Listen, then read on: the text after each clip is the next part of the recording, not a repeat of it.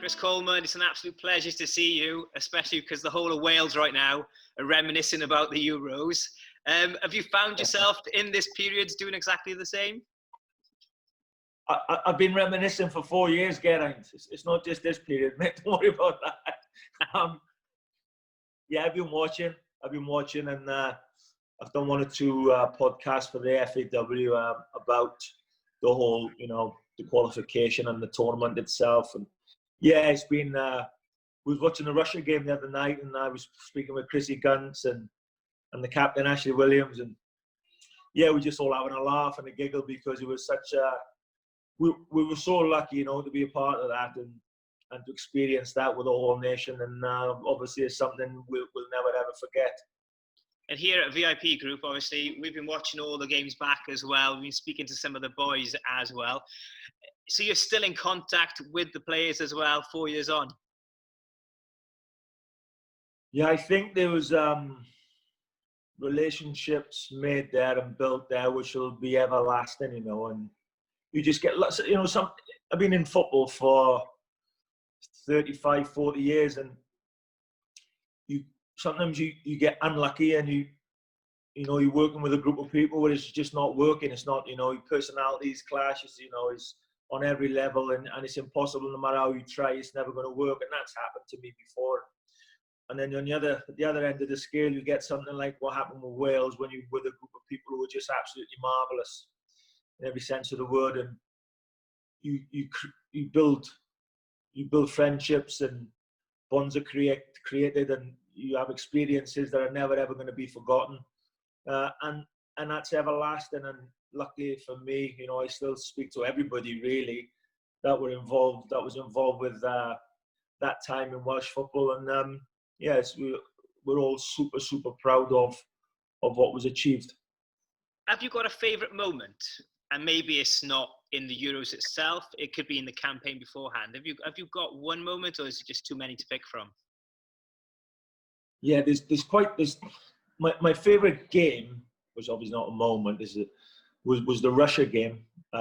Simply because from a coach's point of view or a manager's point of view, the game plan, the tactical game plan, and seeing a bunch of players executing that to the letter of the law and taking a performance above and beyond anything we've ever seen, and that was pretty special. But obviously that's not one moment. That was over the course of an evening. And I think when we found out that we'd qualified, we were in Bosnia, albeit we'd lost the game, but we qualified. That moment when we were on the pitch with all our supporters there in Bosnia, that was a pretty special moment, because we'd finally done it. All those years of waiting, the disappointments, and I'd had those disappointments as a player where we got right down to that last game and we couldn't go over the line for whatever reason. So when we actually did it and we got over the line in Bosnia, that was a very, very special moment. What did you say to the boys before that Bosnia game then? Because you'd have been in the squad when Wales lost to Romania 2-1 in Cardiff. It could have got to World Cup USA. That's kind of my early memories of football. Do you know what I mean? I was on a promise to go to America to watch the Welsh boys, so I remember that. But did you kind of lean back to their memories and use that in your team talk to the boys? I try not to hit them over the head with the yesterday truncheon, because yesterday was yesterday. What happened? There's nothing you can't affect yesterday. We can't. Nobody can. You can only affect the moment you're in, and you can only fight that challenge, whichever one it is. That you've got to concentrate on that one. So I tried to just explain to them that the reason why we were where we were, which was on the cusp of achieving something outstanding, and just to maintain the level of concentration and commitment that they'd shown in the previous 18 months, which was extraordinary, really. We'd come from, I think we were ranked 115th at one point. And in the space of 2 or 3 years, we were ranked 6th, 7th or 8th or something. And that's just because of the players' commitment and their attitude. It's not just the talent. The talent's not good enough. A lot of people got talent. They just haven't got the other components that you need to be successful. But that group of players, they had pretty much everything, and that's what set them apart. And I was just reiterating to them, I remember building up to the game, we don't want to wait for the Andorra game. We want to put this to bed. We've not lost in the campaign. This is our campaign. Let's go and take care of business in Bosnia, nothing to be afraid of, and to stand up for ourselves. And that group of players were really good at standing up to difficult challenges, and we had plenty of them, but they never disappointed. So, I was basically just talking about them and now, what was happening right then, rather than what had happened before. You gave us all, as Welsh football fans, memories of a lifetime, a summer that we will all remember forever. When you go round Wales, when you're back in Wales and stuff, the people come up to you and go, Chris, thanks for that summer. It was absolutely fantastic. Because for me, it was one of the best summers I've ever had. Well, it was my best ever summer. I've got to tell you that, Garen. And it was really nice travelling. When we came back from the tournament, my wife and I, we took our two youngest children, and we went to North Wales. We did a few things in North Wales. And even before I'll go back if I can, before we qualified, before that qualifying campaign was on the back of a disappointing campaign where I was being heavily criticised, and I think there was people calling for my resignation and not to be given a new contract. But we were going on, myself and Ian Gwyn Hughes, we travelled around Wales to try to speak to all of the Welsh supporters, the Welsh people, to say, look, this is what we're trying to do. What are your thoughts? What are we missing? What are we not delivering that you think we should be on and off the pitch? And we had, we travelled up around North Wales, and some of the places we went and the venues and the welcome we got was breathtaking. And this is before it all started. This is before we started winning. This is before the success came. We were everywhere. We went to Portmaddock one day, and it was absolutely teeming with people, the place where we were, the atmosphere and the welcome they gave us. It was humbling. It was incredible before any of the success. And that was really, so when in the newspapers it was being really hammered home that I should be gone and done. And, I think it's fair to say I must have crossed one or two people that I shouldn't have, because they had plenty to say about me when we were losing. And I remember one reporter saying what a disappointment I was to the Welsh people. Or the FAW was a disappointment because they gave me a new contract. But when we were traveling around Wales meeting the Welsh supporters, they weren't saying stuff like that. They were really with us. They were frustrated because we'd had a tough campaign, but they were more understanding of the situation where we just lost Gary Speed, who was an incredible fella, and they were more understanding of the situation we were in. And that was really humbling, and I'll always remember that. Of course, when we came back after the tournament, the pats in the back were endless.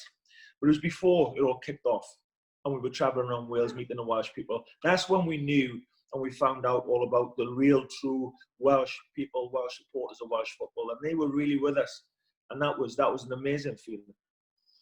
Yeah, you touched on the late Gary Speed there, Chris. How difficult was that to take over from him? Because Wales, they had some serious momentum going. And what did you say to the boys when you kind of got them together for the first time? I pushed too hard too soon, I think. I was so desperate to keep doing what Speeds had been doing. I think they'd won 5 games on the bounce, which was, that's not happened many times, if ever. And I remember Speed saying they'd won 3 games at the end of a campaign where we couldn't qualify. And I was in Greece at the time and looking to see what Gary was saying, and he was saying, we can't get carried away. It was 3 games at the end of a campaign where we couldn't qualify. We've got to do this at the start of a campaign. And I knew exactly what he meant, because we'd been players and we'd done that before, where there was nothing on it, and then all of a sudden we came good when there was no pressure on it. So I got his point. I knew what he was saying. So the pressure as soon as I came in was, you got to win and you've got to qualify, because the team just won 2 friendlies and 3 qualifying games. So you've got to continue that and you've got to qualify. Albeit we were in a group with Serbia, Belgium, Croatia, Scotland, Macedonia. The group, it doesn't get harder than that.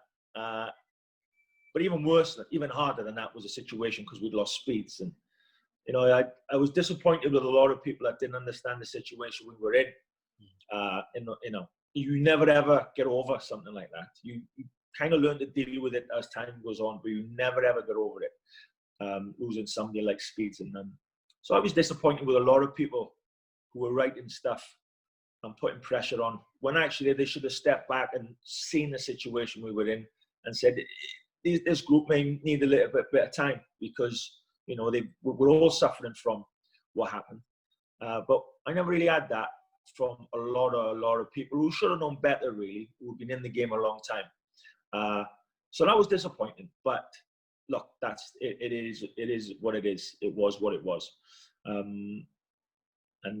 But yeah, for me with the players, I probably pushed too hard to try to win at the start when I should have stood back a little bit more and just let it ride its course so they could get things out of their system. And then we could just like tear up, I can only put it in those words, tear up the old game plan and start afresh. You've mentioned a few times the press and people writing stuff about you, and the token line you get from people in football, you know, when you say, did you see what they said in the papers, hear what they said on Sky or BBC or whatever, and they say, no, I don't read the press. You obviously do read the papers, and you remember what's been said about you. Well, I don't buy newspapers, and I don't read them. It's what people's, well, my dad, he's dead now, but he was very much alive at the time. And of course, he reads what's written on my mum and my wife and my friends, and they're saying, you know, oh, look at this, they printed that, they said that. It wasn't that I was worried about. It was, I wouldn't say worried. It bothered me. It was more like certain players who'd been players who should have known better, should have reported better on the situation. That was a bit disappointing. It's all right when we started winning, and yeah, everything's great then. But then I've got to say, it was the same people who absolutely pulverized me when we had defeats in my first campaign. When the wins came in my second campaign, it's the same people that tried to dilute me down, and they tried to, you know, dilute my work down. It's the same people that give me the criticism in the first campaign, and you're never going to change people like that. So I can't, you know, once we was up and running, we got to the second campaign, I really, honestly, I could not give a monkey's what anybody was saying, what their opinion was. I had the game plan in my head. That's what we were going to do. And if I failed, that was that. I done what I wanted to do. And as it, you know, all right, it worked and it went great. But I wasn't, honestly, it was a shame because certain people should have known better the situation we were in. And that was a shame. But hey, that's life. You get on with it. You get your head down. You do what you want to do. Concentrate on what you want to concentrate on. And that's, you know, that's what I did. One thing about the Euros, Chris, is that Joe Ledley said he was a stag do. And some of you were drinking until 4 and 5. The next question went, what, even cookie? And they said yes. So I want to know, is that true? Were you up with the boys till 4 or 5 drinking?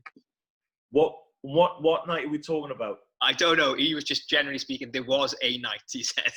There was a night with me, and that was after the Bosnia game, where I made all the staff, all our security guys who were absolutely brilliant, tremendous lads, all our staff, all our medical team, all our staff, Mark Evans and Amanda, Lucy, all the girls that were, that looked after us. And we stayed in the hotel in Bosnia, and I made everybody, we were in one room and we celebrated, yeah.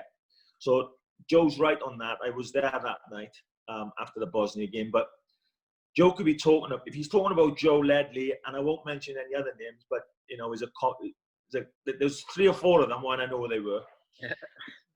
There was many nights where they could have been having nights like that when we were winning and celebrating, but I was only involved in one, and that was against Bosnia. But I will say about them, they never did it at a time when they shouldn't have done it. It was always when the work had been done, they'd done the business, they had a bit of time, and then they went and relaxed.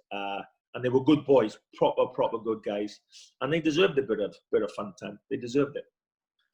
So for me, I collect football shirts and I keep them. So I've obviously got the strip from the Euros, and my wife hates it, but hey ho. Have you got a memory box or anything, Chris, or do you get to keep something up in the house to kind of remind you of the achievements you've had? I've got quite a lot of shirts because obviously I swapped my international shirts, so I've got quite a lot of international shirts. But I got them for my, for my children really. I've got 2 sons. I don't, my daughters are not that much. Obviously, they know about football. They know I'm involved. But my eldest son and my eldest son's a football fanatic. He works in football. And my younger son's only 5. He's just starting to understand it. But I got my football jerseys, and they're for them really. They'll be given over to them. But my favourite jersey, and I've been lucky enough to, I've got Brazilian jerseys and German jerseys, Holland, Italy, as a player. They don't match anything like the jersey I got from the squad from France, and I got every signature on a jersey, and that's the jersey that will stay with me till my dying day. That's my favourite jersey. Absolutely fantastic. What a way to end it, Chris. Thank you so much for your time. Thank you for that amazing summer from everyone here at the VIP group once again. And it's a pleasure seeing you. Thank you, Chris. Thank you. Thanks, Gary.